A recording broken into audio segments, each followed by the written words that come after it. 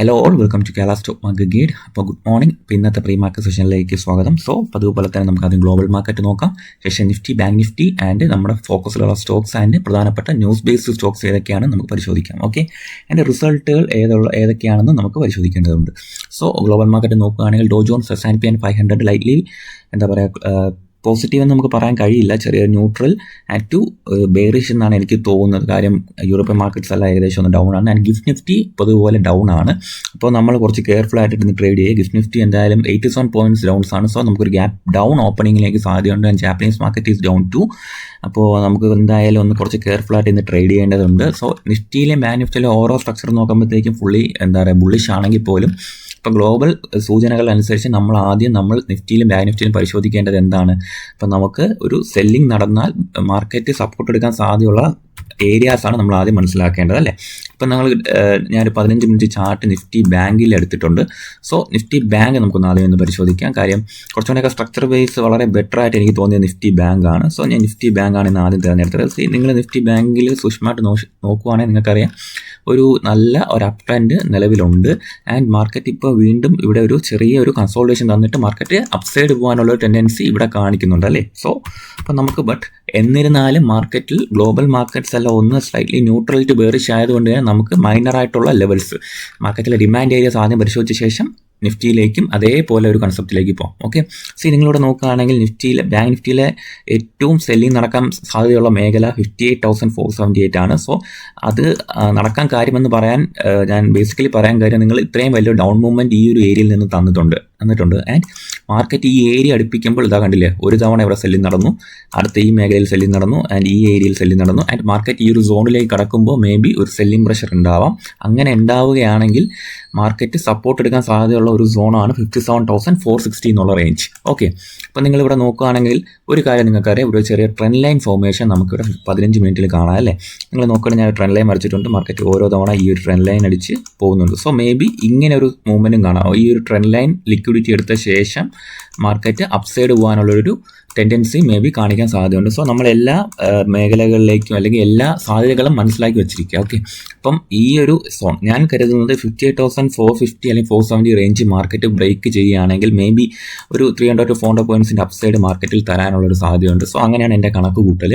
അപ്പോൾ നിഫ്റ്റിയിൽ ഞാൻ അങ്ങനെ ഒരു കെയർഫുൾ ആയിട്ടുള്ള ഒരു മൂവ്മെൻറ്റിനായിരിക്കും വാച്ച് ചെയ്യുന്നത്. എന്തായാലും ഡിമാൻഡ് ഏരിയ 57,390 ഉണ്ട്. അപ്പോൾ ഈ ഏരിയയിൽ ബ്രേക്ക് ചെയ്താൽ മാത്രം ഞാൻ എൻ്റെ ഒരു സ്ട്രാറ്റജി ഞാൻ അപ്ലൈ ചെയ്യും. ഓക്കെ, അപ്പം നിഫ്റ്റിയും കൂടെ നമുക്ക് നോക്കിയിട്ട് സ്റ്റോക്കിലേക്ക് പോകാം. അപ്പം നിഫ്റ്റി നോക്കുകയാണെങ്കിലും സെയിം പാറ്റേൺ നമുക്കിവിടെ കാണാം. 15 മിനിറ്റാണ് ഞാൻ എടുത്തേക്കുന്നത്. മാർക്കറ്റിൽ ഒരു സെല്ലിംഗ് നടക്കാൻ സാധ്യതയുള്ള മേഖലകളിൽ ഒന്ന് 26,063 അല്ലെങ്കിൽ 26,000 എന്നുള്ള ഈ റേഞ്ചിലാണ് സെല്ലിംഗ് നടക്കാൻ സാധ്യത. നിങ്ങളിവിടെ നോക്കുകയാണെങ്കിൽ അറിയാം, മാർക്കറ്റ് ഈ സോൺ അടുപ്പിക്കുമ്പം ഒരു തവണ സെല്ലിംഗ് പ്രഷർ നേരിട്ടിട്ടുണ്ട്. അത് നോക്കിയാണല്ലേ, ഈ ഒരു സോണിൻ്റെ അടുത്തെത്തിയപ്പോൾ മാർക്കറ്റ് ഒരു തവണ അല്ലെങ്കിൽ 2 തവണ സെല്ലിംഗ് നടന്നിട്ടുണ്ട്. ആൻഡ് മാർക്കറ്റ് തിരിച്ച് ഈ സോണിലേക്ക് അടിച്ചിട്ടുണ്ട്, അല്ലേ? ആൻഡ് മേ ബി ഇനി ഇങ്ങനെ ഒരു മൂവ്മെൻറ്റ് നമുക്ക് പ്രതീക്ഷിക്കാം. എങ്ങനെയാണ് ഈ ഒരു സോൺ തകർത്ത് ഒരു അപ്സൈഡ് മൊമെൻറ്റം പോകുന്നത് നമുക്ക് പ്രതീക്ഷിക്കാം. മറിച്ച് സെല്ലിംഗ് പ്രഷറാണ് മാർക്കറ്റ് നേരിടുന്നതെങ്കിൽ 25,000 അല്ലെങ്കിൽ 25,800 എന്നുള്ളൊരു മൈനർ ഡിമാൻഡ് സോൺ നിലവിൽ ഇവിടെ ഉണ്ട്. കാര്യം എന്തെന്ന് പറഞ്ഞാൽ നിങ്ങൾക്ക് ഇത്രയും വലിയൊരു ബുള്ളിഷ് മൊമെൻറ്റം ഈ ഒരു ഏരിയയിൽ നിന്ന് തന്നിട്ടുണ്ട്. സോ മാർക്കറ്റ് തിരിച്ച് ഈ ഏരിയ ടെസ്റ്റ് ചെയ്യുകയാണെങ്കിൽ ഇവിടെ ഒരു ബുള്ളിഷ് മൊമെൻറ്റം ഒരു ബയേഴ്സിൻ്റെ പ്രസൻസ് ഉണ്ടാവാനുള്ള സാധ്യതയുണ്ട്. സോ ഇപ്പോൾ നിഫ്റ്റിയിലെ ബാങ്ക് നിഫ്റ്റിയിലെ ലെവൽസ് മൈനർലി നമ്മൾ ഇതാണ് ഇന്ന് കാൽക്കുലേറ്റ് ചെയ്തേക്കുന്നത്. ബാക്കി നമുക്ക് ലൈവ് മാർക്കറ്റിൽ ഡിസിഷൻ എടുക്കാം. ഓക്കെ, അപ്പോൾ നമ്മൾ കുറച്ച് സ്റ്റോക്സ് ഇന്ന് ഫോക്കസ് ചെയ്യേണ്ടതായിട്ടുണ്ട്. ഇന്നലെ കുറച്ച് റിസൾട്ട് അധികം വന്നിട്ടുണ്ട്. സോ ഇന്ന് റിസൾട്ട് വരുന്ന സ്റ്റോക്സ് ഏതൊക്കെയാണെന്ന് ചോദിച്ചാൽ ഭയങ്കര പ്രധാനപ്പെട്ട സ്റ്റോക്സ് ആണ്. സോ എല്ലാവരും ഒന്ന് കെയർഫുൾ ആയിട്ടിരിക്കുക. ഇപ്പോൾ ITC, Cipla, NTPC, Hyundai motors, Swiggy, Canara bank, union bank of India, Aditya Birla capital, Adani power, Bandhan bank, Birla cable, Coromandel international, Dabur India, DLF, doctor Agarwal's health. അപ്പോൾ ഇത്രയും സ്റ്റോക്സിൻ്റെ പേര് എടുത്ത് പറയുന്നത് എല്ലാം പ്രധാനപ്പെട്ട സ്റ്റോക്സ് ആയതുകൊണ്ടാണ് കേട്ടോ. അല്ലെങ്കിൽ നമ്മളിപ്പോൾ ലൈറ്റ്ലി ആവശ്യമുള്ളത് മാത്രമേ നമ്മൾ പറയത്തുള്ളൂ. ബട്ട് ഇതെല്ലാം ഇമ്പോർട്ടൻ്റ് ആയിട്ടുള്ള ഒരു സ്റ്റോക്സ് ആണ്. And doctor Agarwal's eye hospital, Exide industries, Indian energy exchange, Lodha developers, Manappuram finance, Motilal Oswal financial service, Mphasis, Nippon life India asset management, Navin fluorine, Pidilite industries, united spirits, Welspun corp എന്നീ സ്റ്റോക്സ് ആണ് പ്രധാനപ്പെട്ട സ്റ്റോക്സ് വരുന്നത്. ഇതിലും കൂടുതൽ സ്റ്റോക്സ് വരുന്നുണ്ട്. ബട്ട് പ്രധാനപ്പെട്ട സ്റ്റോക്സ് ഇതാണ്. കാര്യം ഇത്രയും സ്റ്റോക്സും മാർക്കറ്റിൽ വളരെയധികം ആളുകൾ ഇൻവെസ്റ്റ് ചെയ്തിരിക്കുന്നതും ട്രേഡ് ചെയ്യുന്ന സ്റ്റോക്സ് ആയതുകൊണ്ടാണ് എടുത്തു പറഞ്ഞത്. ഓക്കെ, ഇന്നലെ വന്ന റിസൾട്ടുകളിൽ വളരെ ബെറ്റർ ആയിട്ട് ഒരുപാട് സ്റ്റോക്സ് ഉണ്ടായിരുന്നു. ഒന്ന് ലാസ്റാൻ ടർബോ ആണ്. L&Tയിൽ പ്രോഫിറ്റും റവന്യൂവിലും ഉണ്ടായ ഒരു ഗ്രോത്ത് മാർക്കറ്റിൽ അത് പ്രതിഫലിക്കാൻ സാധ്യതയുണ്ട്. വളരെ പോസിറ്റീവായിട്ട് നമുക്ക് അവിടെ കാണാം. LIC ഹൗസിംഗ് ഫിനാൻസിൻ്റെ ആണെങ്കിൽ profit and net interest income rise ചെയ്തിട്ടുണ്ട്.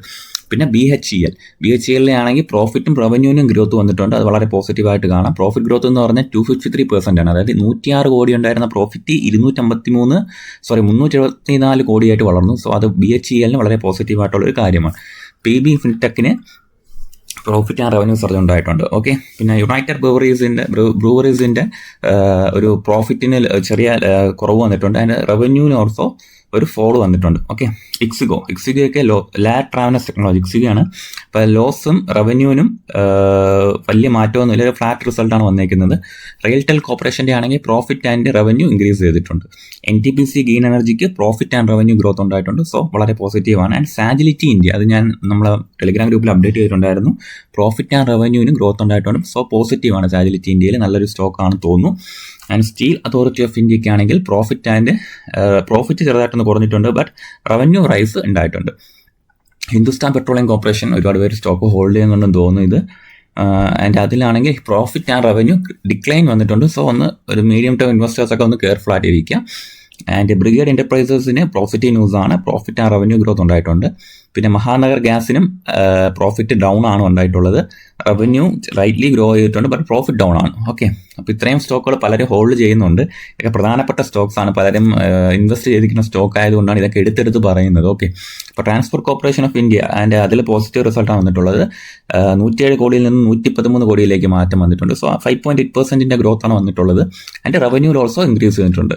സോ പ്രധാനപ്പെട്ട ന്യൂസ് എന്ന് പറയുമ്പോൾ വിപ്രയ്ക്ക് ഒരു പ്രധാനപ്പെട്ട ന്യൂസ് ഉണ്ട്, ഒരു കൊളാബറേഷൻ ന്യൂസ് നിലവിലുണ്ട്. അതായത് ഹെയിൻസ് ബ്രാൻഡ്സ് എന്ന കമ്പനിയുടെ IT infrastructure and cyber security ഓപ്പറേഷൻസിൻ്റെ ഡീല് ഏകദേശം തീരുമാനമായിട്ടുണ്ട്. ഒരു മൾട്ടി-ഇയർ സ്ട്രാറ്റജിക് എഗ്രിമെൻ്റ് ആണ് വിപ്രയായിട്ട് നടത്തിയിട്ടുണ്ട്. സോ അതൊരു പോസിറ്റീവ് ന്യൂസ് ആയിട്ടിരിക്കാം.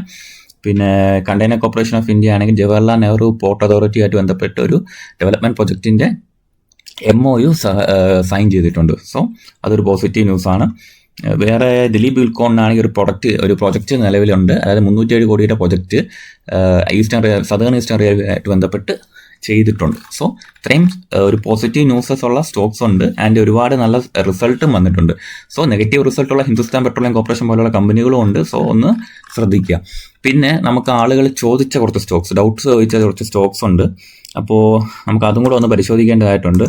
അപ്പം അവർ ചോദിച്ച ഒരു സ്റ്റോക്ക് എന്ന് പറയുന്നത് സാഗർ സിമൻസ് ആണ്. അപ്പോൾ സാഗർ സിമൻസ് എന്ന് പറയുമ്പോൾ നമുക്ക് പരിശോധിക്കുകയാണെങ്കിൽ ഇപ്പോൾ ഏകദേശം ഒരു ഡൗൺ ട്രെൻഡ് ആണെന്ന് ഏകദേശം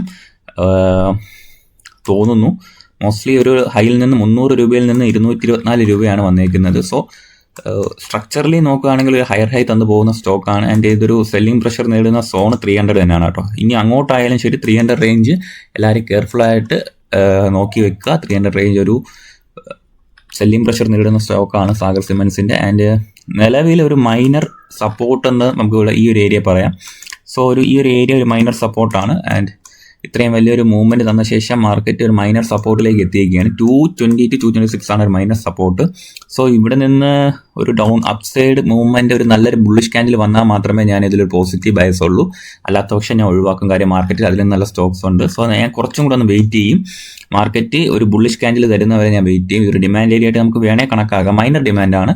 ബട്ട് ഈ കാര്യം മൈനർ ഡിമാൻഡ് എന്ന് പറയാൻ കാര്യം ഒരിക്കൽ ഈ ഏരിയയിൽ നിന്ന് നല്ലൊരു ബൈയിങ് പ്രഷർ കാണിച്ചിട്ടുണ്ട്. ബട്ട് അത്രയും പെർഫെക്റ്റ് ഒരു ഏരിയ ആണെന്ന് ഞാൻ പറയുന്നില്ല. ബട്ട് നമുക്കിവിടെ വെയിറ്റ് ചെയ്യാം. ഒരു എന്താ പറയുക, കുറച്ച് നല്ലൊരു ബുള്ളിഷ് ക്യാൻഡിൽ അല്ലെങ്കിൽ ബുള്ളിഷ് മൊമെൻറ്റ് ഇവിടെ നിന്ന് വരുവാണെങ്കിൽ നമുക്ക് ഈ സ്റ്റോക്ക് കൺസിഡർ ചെയ്യാം. അല്ലാത്ത പക്ഷം ജസ്റ്റ് വെയിറ്റ് ചെയ്യാം. ചാടിക്കയറി എൻ്റർ എടുക്കേണ്ട ആവശ്യമില്ല. രണ്ടാമത്തത് എക്സൈഡ് ഇൻഡസ്ട്രീസ് ആണ്. എക്സൈഡ് നോക്കുന്നതിന് മുന്നേ ഇന്ന് റിസൾട്ട് വരുന്ന സ്റ്റോക്കുകളിൽ എക്സൈഡ് ഉണ്ടെന്നാണ് എൻ്റെ വിശ്വാസം. എക്സൈഡ് ഇൻഡസ്ട്രീസ് റിസൾട്ട് വരുന്നുണ്ട്.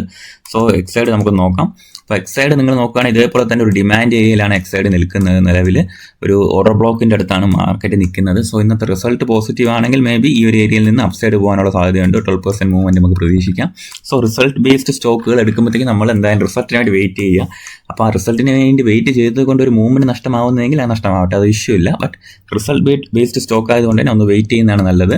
വെയിറ്റ് ചെയ്ത ശേഷം ഒരു മൂവ്മെൻറ്റ് കിട്ടിയെന്ന് വെച്ചോളൂ. ഇപ്പോൾ നിങ്ങൾ പ്രതീക്ഷിക്കാതെ ഇവിടെ ഒരു മൂവ്മെൻറ്റ് കിട്ടി, ബട്ട് നിങ്ങൾ മിസ് ചെയ്തു എന്നുള്ള ടെൻഷനൊന്നും വേണ്ട. ഒരു റീടെസ്റ്റ് വരുമ്പോൾ എടുക്കാം, അല്ലെങ്കിൽ വേറെ 100 സ്റ്റോക്സ് നമുക്ക് അവൈലബിൾ ആയിരിക്കും. സോ റിസൾട്ട് ബേസ്ഡ് സ്റ്റോക്കുകളിൽ എൻ്റെ ട്രേഡ് എടുക്കുമ്പോൾ ഒന്ന് കെയർഫുൾ ആയിട്ട് മാത്രം ചെയ്യുക.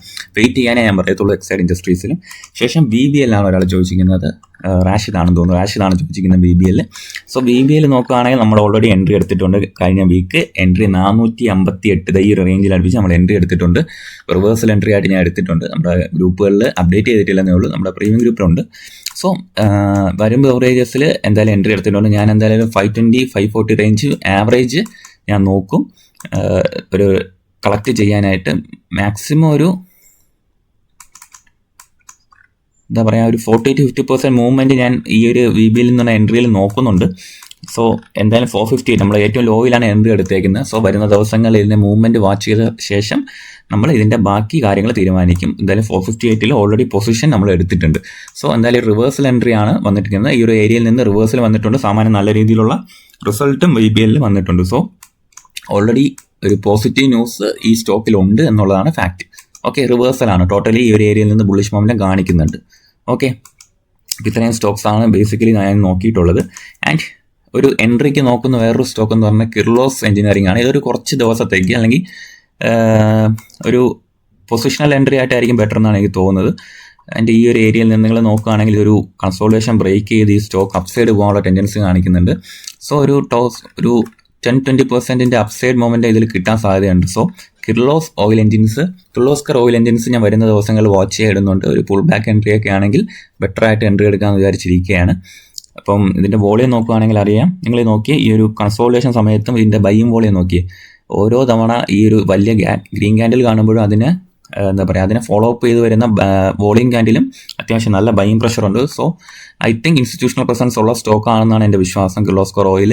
സോ ഒരു ഫസ്റ്റ് ടാർഗറ്റ് എന്ന നിലയിൽ മൈനർ ഏരിയാസ് നമുക്ക് കാൽക്കുലേറ്റ് ചെയ്യാം. 1090 1200 റേഞ്ചൊക്കെ ആയിരിക്കും ഞാൻ കണക്കാക്കുന്നത്. സോ ഇതുവരെ എൻട്രി ഒന്നും എടുത്തിട്ടില്ല, വാച്ച് ചെയ്യുന്നുണ്ട്. എന്താണ് എന്നുള്ള കാര്യം വരുന്ന ദിവസങ്ങളിൽ ഞാൻ തീരുമാനിക്കും. ഓക്കെ, അപ്പോൾ ഇത്രയും സ്റ്റോക്സാണ് ഇന്ന് ബേസിക്കലി നമ്മൾ ഡിസ്കസ് ചെയ്തത്. സോ വേറെ ഏതെങ്കിലും ഡൗട്ട് ഉണ്ടെങ്കിൽ നിങ്ങൾക്ക് വീണ്ടും നമ്മുടെ കമൻറ്റ് ബോക്സിൽ ടൈപ്പ് ചെയ്യാവുന്നതാണ്. നമുക്ക് ആ സ്റ്റോക്സ് ഡിസ്കസ് ചെയ്യാം. ഓക്കെ, അപ്പോൾ വൈകിട്ട് പോസ്റ്റ് മാർക്കറ്റ് സെഷനായിട്ട് വരുന്നതായിരിക്കും.